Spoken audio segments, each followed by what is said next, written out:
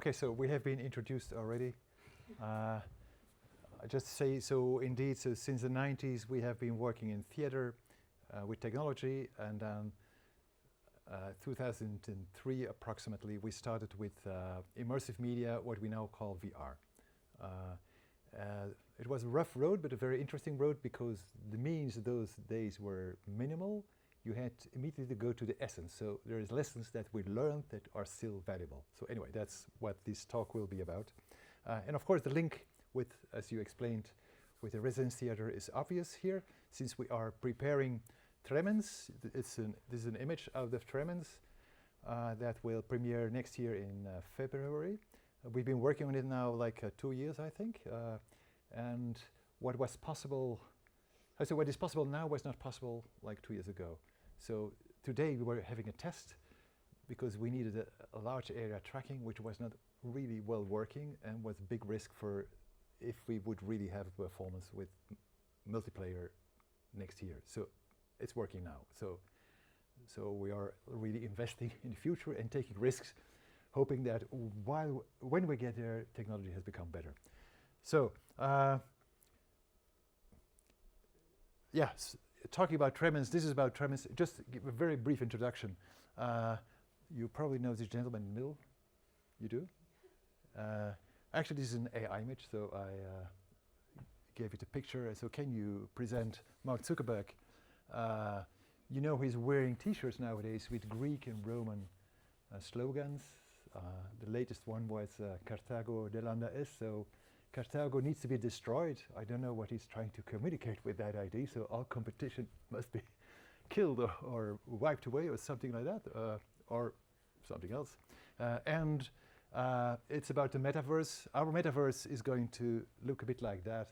You might recognize parts of the Residenztheater. We see it as Roman bath. So, and of course, what is going to happen in the Metaverse? Who is governing the Metaverse? So that is a bit what the talk will be about. I first show you some movies. We'll keep it short, just to give you an idea, so that you have some images in your head when we then later on have questions. Yeah, this is all about space. These are older installations. This is, let's say, VR without a headset. And it's always how you are relating to the images around you.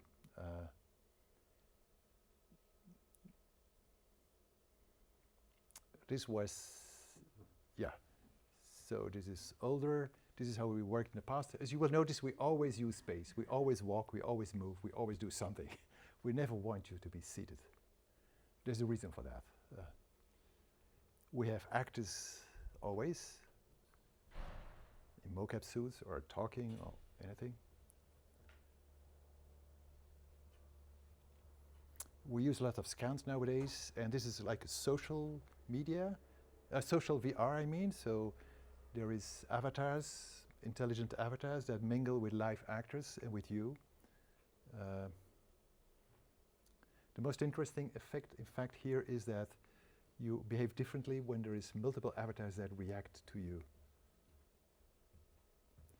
So that gives you an idea.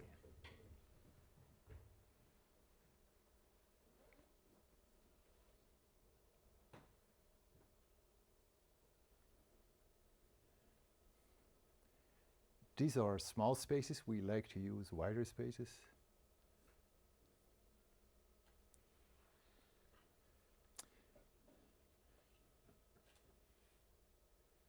And you see, of course, how the image impacts the behavior of people.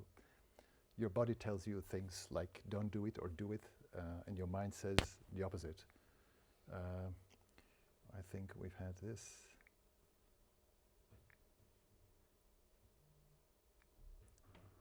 Yeah. These are images, yeah, from an older performance, but it's interesting to see it. This was for 55 people at the same time. Not everybody in immersion, but with a rotational system, so that you had a story at the outside and at the inside, and you were watching what the others were going through, and the next time it would, which you would be in, and then you needed to bring that together. This is another proposal. Yeah, and here, yeah, again, this shows what I was just explaining. So you see there's also like a kind of a choreography. And of course, these kind of things, you can imagine, we had a team of 30 people to manage this. This is no longer possible. So if we do something similar now on a large scale in Residenztheater, it should be with only a few people being able to manage it. These are other things outside. I don't think, these are, the same ways with the digital, how to move in larger spaces with actors that are being tracked, like with a primitive type of mocap.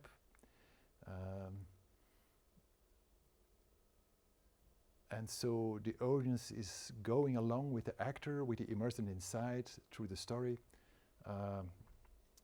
That's another solution we had. And again, you can see you move.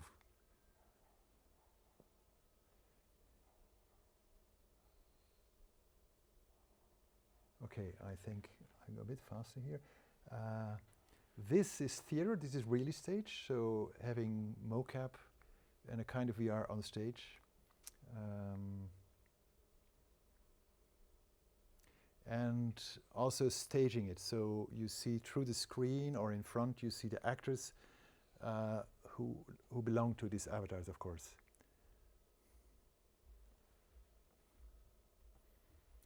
And meaningfully, if something goes wrong, like here, the audience loves it. So there's no need for perfection here. So this was another thing we made. Like you can take the illusion very far if you want on stage using, let's call it dynamic video mapping or something like that. So on people and things like that. Okay, so I switched to another video. I'll keep it short here. This was the latest project. This is the preparation for Tremens, in fact.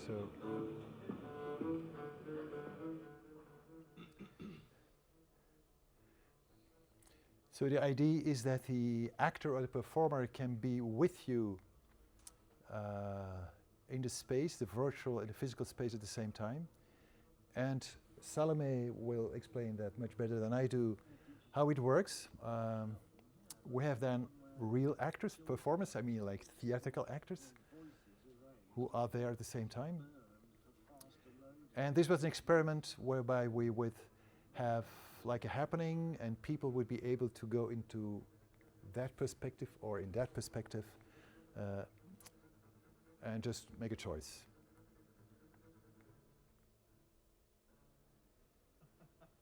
Okay, so I understand that this place is where people are working on, it's an incubator at the same time. So yeah, so what we are doing is in fact not so interesting for you in the sense that computers and many technology has been made to automate things, to make things easier. You can see cinema as a way to automate theater. Of course, our GPS is automating how we need to drive and things like that. And with this kind of technology, you do exactly the opposite. So you make it complex, whereas it's not being made for that, which makes it not very economical. So this is at the same time, why are we doing it? Of course, it's a barrier which is temporary, and in arts, that's what we do. We explore the thing. We want to see where is this going to take us. And what we are specifically always doing is try to see what's the nature of what we do. So it's what can this medium do that no other medium can do. The title of this talk was like, how do images feel? Actually, there's a famous book in 2005, How Do Images Think, of Burnett. And what he is explaining is that, so images in the past, of course, you have the image on the wall. It's not going to change because we are here. Of course, we see it a bit differently, but mainly we see the same thing. In the digital age, this is changing. The digital image has the possibility to be aware that you are there, change a position, change something else, think about an MRI scan or things like that. So images become different and they structure a bit. So he says they start thinking. The image is, in a way, it thinks. The image is becoming an interface. And so cognition is not rational, not only rational, also sensory, because since it reacts to you, there's a kind of a sensation. So let's say the sensational part or the sensorial part plays a role in understanding and reasoning with the image. So of course, seeing, we know, is a process. It's not a moment. There's many ways that happen before we really consciously see something. And of course, if we take this a step further, then in the immersive media, we go much further. It's not just that the thing is reacting to you, you are the image, you are inside the image. It's immediately linked to your body. If we speak about embodied VR, of course, you constitute the image itself. So in a way, the image is feeling, it's a highly sensitive thing. I do something and the thing does something back, and so we get this kind of loop.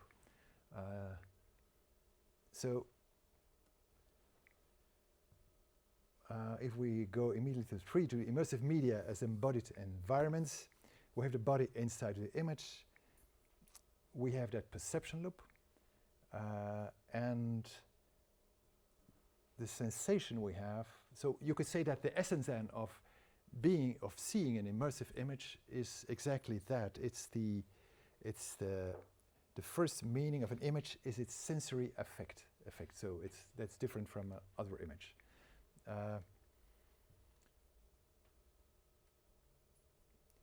Yeah, so we use a lot this kind of thinking of these loops. We will show some images of it.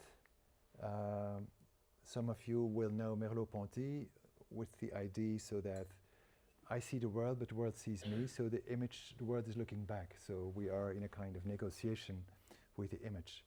Negotiation is a word that we use a lot in VR internally, since, let's say, some people say you have two bodies in VR. There's your real body, and then there's a virtual body, and then it's a negotiation. Where am I? What is my position? You can look at it like that. But how to say? You can also say that it's a transitional something. So you have two bodies, let's say, or one body or two legs, one in the real, one in the virtual, and how much I will be inside the virtual world, how much I will be mingling is really depending on me, so I can choose my position, which is different from cinema and things like that, where in cinema, if you're not being absorbed all the time, we say it's a bad movie, so you lose. So suddenly you become aware that you're sitting in the space, you're no longer inside of the movie, then we say it's a dramaturgical, how to say, you miss something. So, but I think in VR it's opposite. In VR, it's you who is really constituting the image. In that sense, I think we can say that image feel. I mean, not in the biological sense, of course, but you see what I mean. So immersion does not create a distance as other pictures do, and because of that,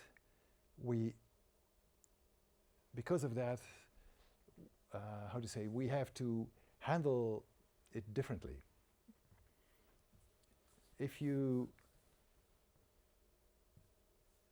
So if there's no distance, then there's also very difficult to get, for instance, reflection inside of immersion, logically.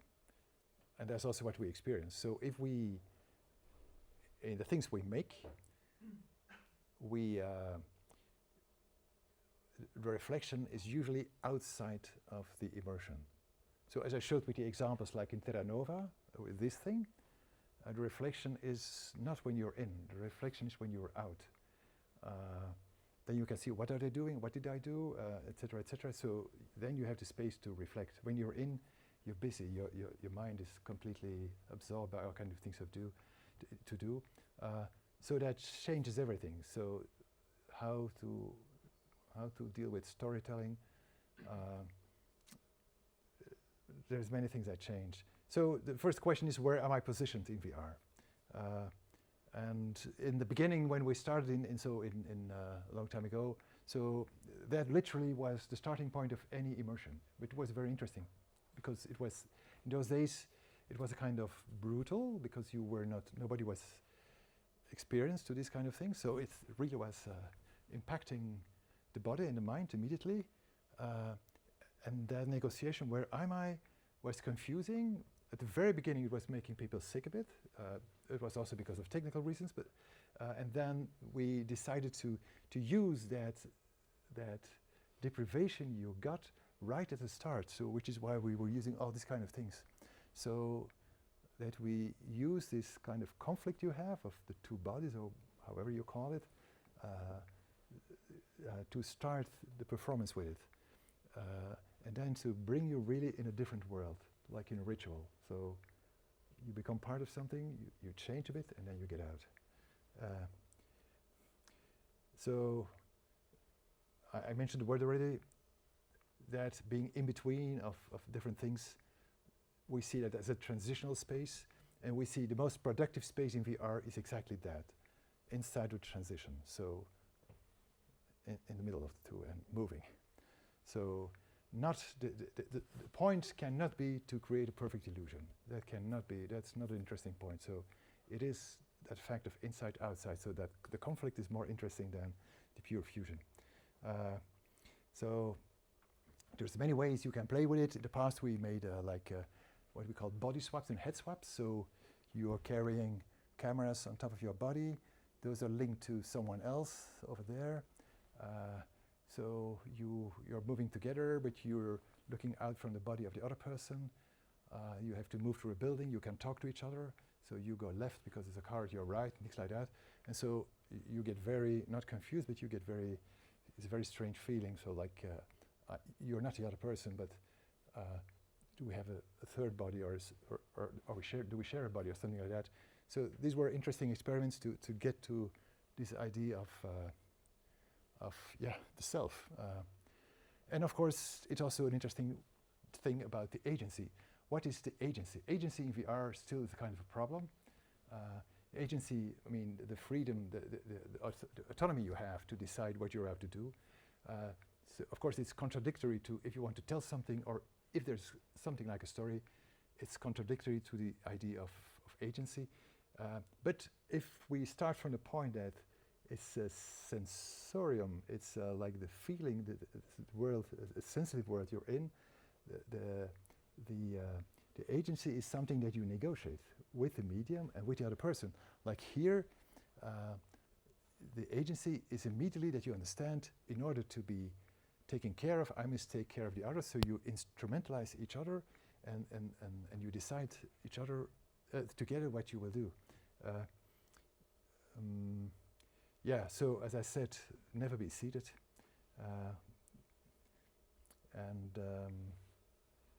Yeah, and then Salomé will talk about this. Of course, there is, we have performers, and what can they do? If it's difficult, they cannot tell a story inside. It doesn't make any sense. So what can they do? They can guide you, they can help you. What can they do? So the ideal is that they curate the experience or something like that. So we developed, last years, we developed tools to empower the performer. And Salomé will continue about that, to tell you a few things about that. And this is just to end it, so my part. This is very general, but this is such a beautiful text that I want to show you. This is, so seeing, what is seeing, what is the mind, where is the mind, what is the soul, how do I understand the world from the perception point of view, of course, has been a search of mankind all the time. The Greeks, as you might know, in relation to the act of seeing, thought that that the eyes was sending rays to objects, the fire from the eyes, and we're sensing the object mixed with the ambient light, and then the soul would understand what it is. If you know Plato's cave, Plato's idea was that what we see is shadows.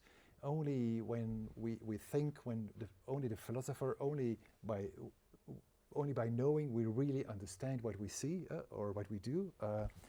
And then Kepler in the 17th century cuts open a cow's eye and sees that the light in the image falls through the iris upon the retina.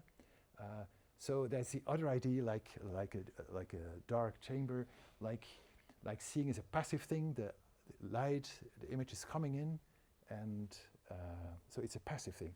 So we can say that this is an active way of looking at the world. This is a passive way. But then the way he writes about it, so how does it then go? So what happens then if that is true, that the light falls in, and how does the image go to the brain and interacts with the soul and things like that? It's beautiful to so this direction. So meaning, so is it going up or down? We know, of course, both are right. It's act of seeing is like sculpting the world in front of you. Okay. This, Salomé.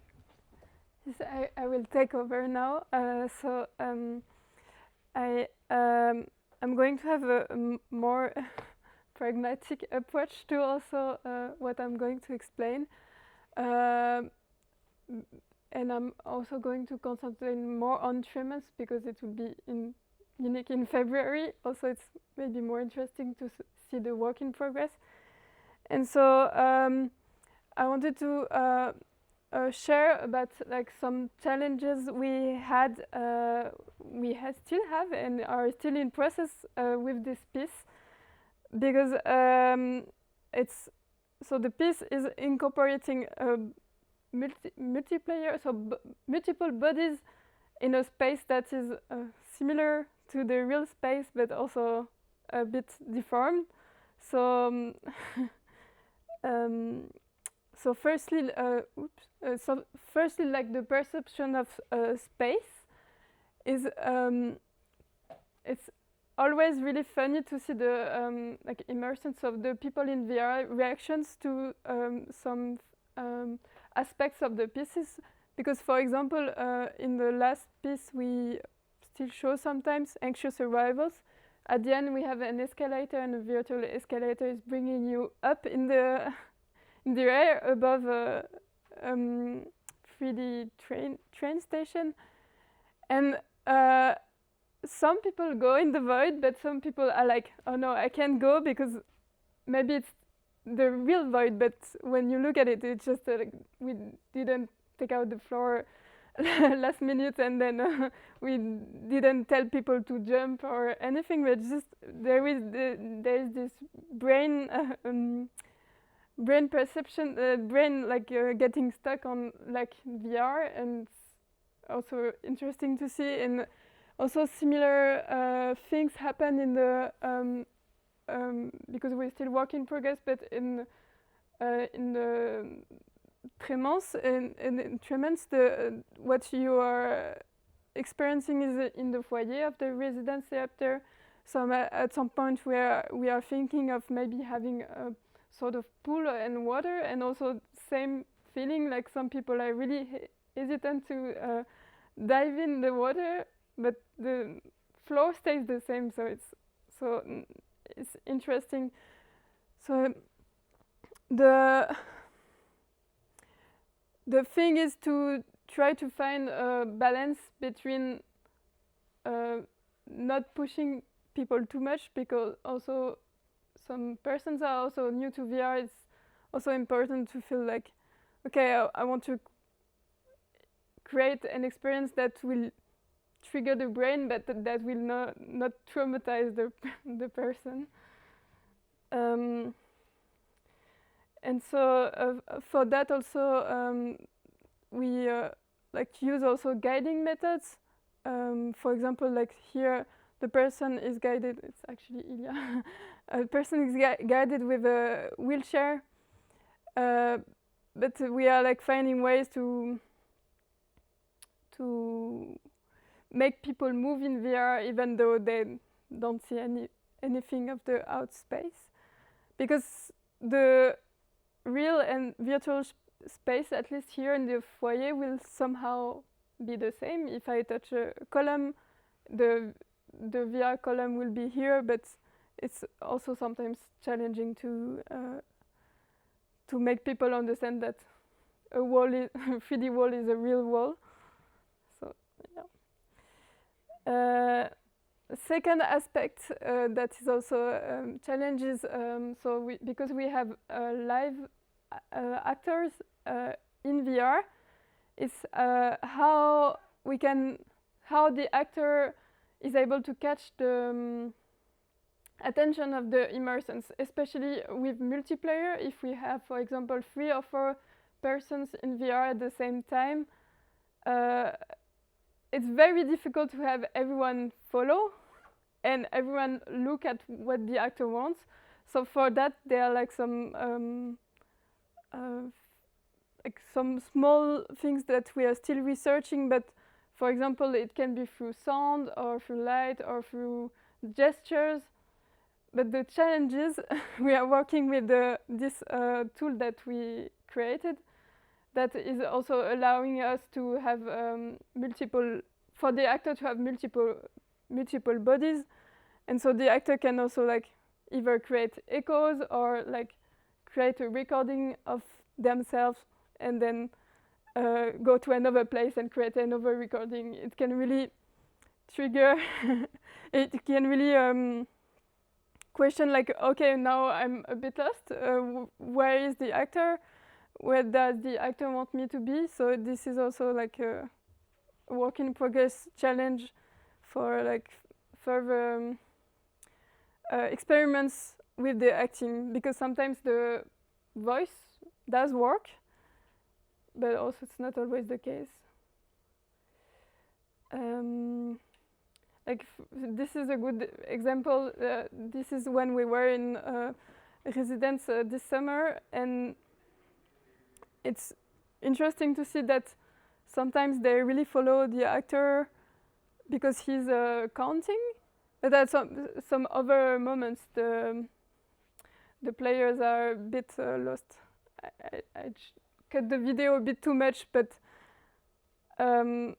they're also a bit distracted with the seeing the space, and so sometimes it's a bit hard to get people's attention. Oh, okay, is it the same? Yeah. And the last aspect I wanted to mention is the perception of your own body, because when we are in VR, we feel our real body, but should our body, should we have a virtual avatar, or should we be represented a different way? And there's also this challenge that with multiplayer, if other people are avatars, then I populate the space even more, and then the actor's work is being totally hidden by all of the other players. And so for Tremens, for example, for now, people will not have a real body, but we still need people to know where the others are. Otherwise, everyone bumps into each other, and it's a mess, and then we create accidents, and we don't want that. So what we are doing now, I don't know if it's the final decision, but for now, for example, people will have a coin replacing the head. So then when they turn, you can follow it. Also follows the storytelling of the Tremens piece. Also that Timon, the main actor, is really about Timon of Athens. Yeah, Timon of Athens is really about I don't know the word in English, but he's really greedy about money, and so that then if there are multiple coins following the actor, could be also interesting thing to see. And yeah, that's all I wanted to talk about, more technical aspects that we need to think about, because sometimes the ideas are really strong, but technically it's things that that are not like possible interactions, or that then when we put it in VR we realize that it's actually doesn't work. So